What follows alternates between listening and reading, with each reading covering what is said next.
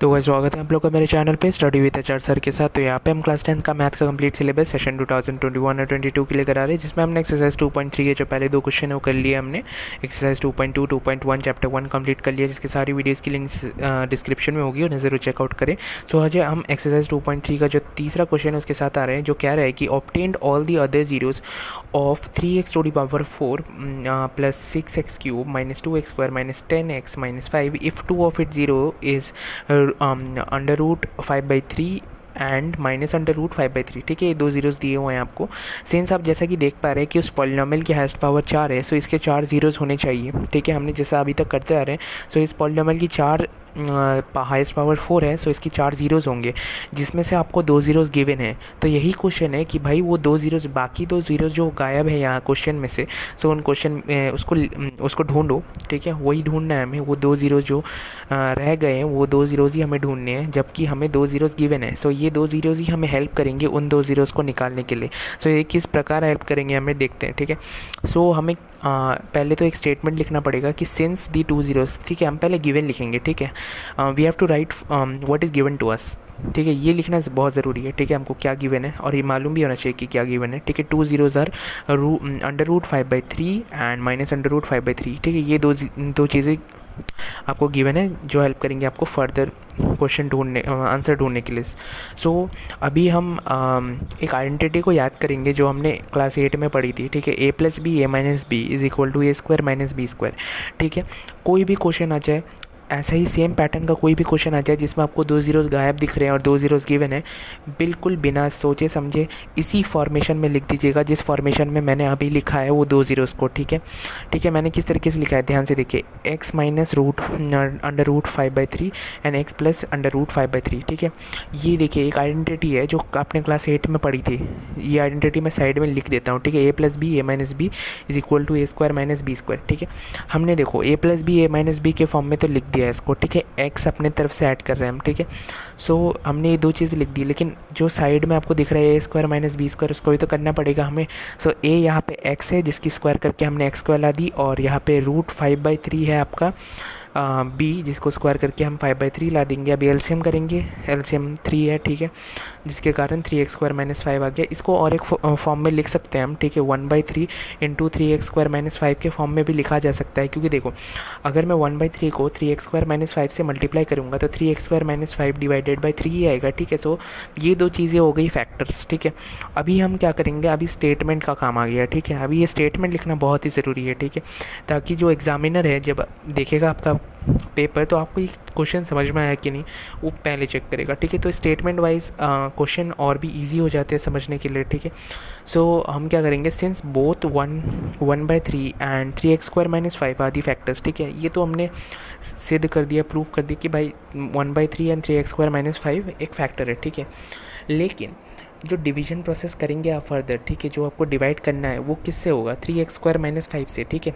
सो हम क्या लिखेंगे, जो सेकंड स्टेटमेंट हम लिखेंगे, therefore 3x² - 5 is a factor of the given polynomial. Given polynomial वो जो बड़ा वाला पॉलिनोमियल को ऊपर दिख रहा है जिसकी हाईएस्ट पावर 4 है, जो आपको क्वेश्चन में गिवन था, 3x² - 5 उसका फैक्टर है। ठीक है, अभी हमें और 2 अदर फैक्टर्स निकालने हैं। ठीक है, हम अभी फर्दर और 2 अदर फैक्टर्स निकालेंगे, जिससे हमें जो रेस्ट ऑफ दी 2 जीरोज़ निकल जाएंगी। आपको देखो फैक्टर निकालने का प्रोसेस इजी है। ठीक है, फैक्टर निकालने का प्रोसेस आपने क्लास 9th में भी किया है, 9th में भी आपने 8th में किया है। ठीक है, सो अभी हम डिवीजन प्रोसेस स्टार्ट करते हैं। ठीक है, हम पहले बाहर वो जो फैक्टर निकला है हम लोग का 3x² - 5 उसको लिख देंगे, और अंदर हमारा जो पॉलिनोमियल गिवन है हमको क्वेश्चन में हम वो लिख देंगे, और नॉर्मल जो लॉन्ग डिवीजन मेथड से हम डिवाइड करते हैं बिल्कुल उसी प्रकार हम लिख देंगे। ठीक है, फर्स्ट ऑफ ऑल हम फर्स्ट टाइम चेक करेंगे कि 3x⁴ को हम क्या मल्टीप्लाई करेंगे 3x² के साथ, कि हमारा 3x⁴ आ जाएगा। अगर मैं x² को मल्टीप्लाई करूँगा 3x² के साथ, सो 3x⁴ आएगा, जिसकी साइन चेंज होगी, माइनस हो जाएगी। अगर मैं 5 को x² के साथ मल्टीप्लाई करूँगा तो -5x² आ जाएगा, जिसकी साइन चेंज हो जाएगी और प्लस हो जाएगा वो। ठीक है, सो यहाँ पे 3x⁴ 3x⁴ कट गए, ठीक है, क्योंकि उसकी साइन चेंज हो गई थी, माइनस हो गई थी, ठीक है। 3 जो रेस्ट ऑफ दी चीज़ें हैं उसको नीचे लिख दीजिए, ठीक है, जैसे कि 6x³। अभी अगर मैं 5 को 2 से माइनस करता हूँ तो 3x² आ जाएगा, और जिसकी हाईएस्ट साइन थी +5 की, सो प्लस आ गया, +3x² -10x -5। जो भी रेस्ट ऑफ दी चीज़ें हैं उसको नीचे लिख दीजिए। अब फिर से फर्स्ट टर्म चेक करेंगे। अब ऐसा क्या मल्टीप्लाई करोगे 3x² के साथ कि 6x³ आएगा। अगर मैं +2x को मल्टीप्लाई करूँगा 3x² के साथ तो 6x³ आएगा। सो सिमिलरली यहाँ पे 6x³ हमने निकाल लिया है। अभी इसकी साइन चेंज हो जाएगी माइनस में। सो ये मतलब लास्ट में कटना ही है। सो जब भी आप लॉन्ग डिवीजन मेथड करते हो तो आपका जो पहला टर्म है वो हमेशा कटता ही है, ठीक है। सो ये बहुत ही बेसिक है, ये ज़्यादा याद रखने की चीज़ नहीं है, ठीक है। सो ये कटता ही है। कभी कभी रिमाइंडर फर्दर ज़ीरो में नहीं जाता तो वहाँ पे रुक जाता है वो चीज़। सो यहाँ पे अगर मैं 5 को मल्टीप्लाई करूँगा 2 से तो -10x आएगा, जिसकी साइन चेंज होएगी प्लस में, जो कट जाएगा। और जो रेस्ट ऑफ दी चीज़ें हैं उसको नीचे लिख दीजिए जैसे कि आप बाकी क्वेश्चंस पर कर रहे हैं। सो 3x² -5 बचा है। और अगर मैं 3x² -5 को 3x² -5 से मतलब 1 से मल्टीप्लाई करूँगा तो 3x² -5 ही आएगा, जिसकी रिमाइंडर यहाँ पे ज़ीरो हो गई।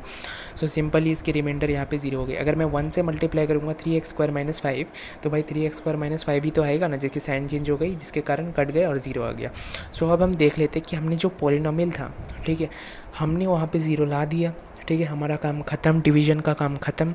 हमने जो पहला फैक्टर था निकाल लिया था 3x² -5, ठीक है, जो कि आपको हर क्वेश्चन में इसी तरीके से करना है, ठीक है, बिल्कुल इसी प्रोसीजर में। सो 3x² -5 निकाल लिया था। और आपको एक चीज़ और याद रखनी है, जो डिवीज़न में आपका जो क्वेश्चन आया है, क्वेश्चन में जो आंसर आया है डिवीज़न के बाद, उसको ज़रूर लिखना है, क्योंकि वो भी एक फैक्टर है, ठीक है, वो भी इस पॉलिनोमियल का एक फैक्टर है। सो आपका जो पहला फैक्टर था वो है 3x² -5, जो कि मैंने बहुत ही इनिशियल स्टेज में निकाला था। अभी जो सेकेंड फैक्टर जो निकला है हमारा डिवीज़न में, मैं आपको बताता हूँ कि वो कौन सा फैक्टर मैं लिख रहा हूँ यहाँ पे। अगर आपने मेरे साथ क्वेश्चन किया तो आपको पता है कौन सा फैक्टर है, ठीक है। यहाँ पे हमने डिवीज़न किया ना, ये देखिए, ये जो आंसर आया आपका x² + 2x + 1। सो ये हो गया आपका सेकेंड फैक्टर, ठीक है। अभी आपको इसको भी फर्दर सॉल्व करना है। आपको इसको फर्दर किस तरीके से सॉल्व करना है, देखिए, मिडिल टर्म स्प्लिटिंग हम क्लास 8 तक करते हैं, ठीक है, 8 या 9। सो उसके बाद कंटिन्यूस चल रहा है। सो मिडिल टर्म स्प्लिटिंग तो ज़्यादातर लोगों को आता ही होगा, ठीक है।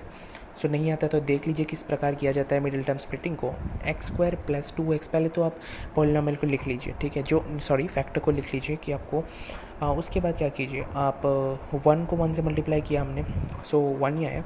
अगर मैं 1 + 1 करता हूँ तो 2 आ गया। जिस प्रकार से मिडिल, अगर मैं 2 को 1 और 1 में स्प्लिट करूँगा तो 1 + 1 आएगा, ठीक है। अगर अभी क्या है, वो ब्रैकेट के अंडर है, ठीक है, अभी ब्रैकेट खोलना है मुझे, तो मल्टीप्लाई करूँगा ना 1 को x के साथ, फिर 1 को x के साथ। सो इस तरीके से, और लास्ट में आप कॉमन लेना तो बहुत ही बेसिक है, सो बिल्कुल कॉमन ले लीजिएगा।